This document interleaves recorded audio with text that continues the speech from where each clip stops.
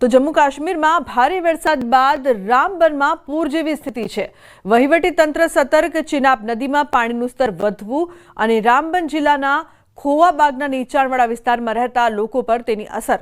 રામબનમાં ભારે વરસાદ અને અચાનક પૂરને કારણે વહીવટી તંત્ર દ્વારા નીચલા મૈત્રાના સ્થાનિક રહેવાસીઓને સ્થળાંતર કરવામાં આવ્યા હતા, જેના પરિણામે ચિનાબ નદીમાં પાણીનો પ્રવાહ ઊંચો આવ્યો હતો, જેના કારણે રામબનના કોવાર, મૈત્રા, ખોવાબાગ અને શેરી વિસ્તાર પ્રભાવિત થયા હતા।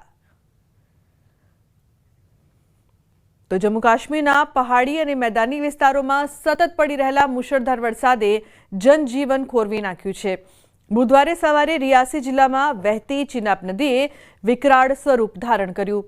ભારે વરસાદના કારણે સલાલ હાઇડ્રો ઇલેક્ટ્રિક પ્રોજેક્ટને તેના દરવાજા ખોલવા પડ્યા, જેના કારણે ચિનાબનું પાણીનું સ્તર વધુ વધ્યું। નદીના મોજા રસ્તાઓ અને નજીકના ગામડાઓ તરફ ઊંચા થતા જોવા મળ્યા। ઘણા વિસ્તારોમાં લોકો ગભરાઈને ઘરોમાંથી બહાર નીકળી આવ્યા। વહીવટીતંત્રે લોકોને નદી અને નાળાઓના કિનારે ન જવા અને ખૂબ જ સાવધાની રાખવાની અપીલ કરી છે। સ્થાનિક વડીલોએ ન્યૂઝ 18 સાથેની વાતચીતમાં જણાવ્યું કે તેમણે તેમના સમગ્ર જીવનમાં ક્યારે ચિનાબ નદીનું આટલું ઊંચું પાણીનું સ્તર જોયું નથી। તેમણે કહ્યું કે પાણીનો પ્રવાહ એટલો ઝડપી છે કે નજીક ઊભા રહેવું પણ મુશ્કેલ છે।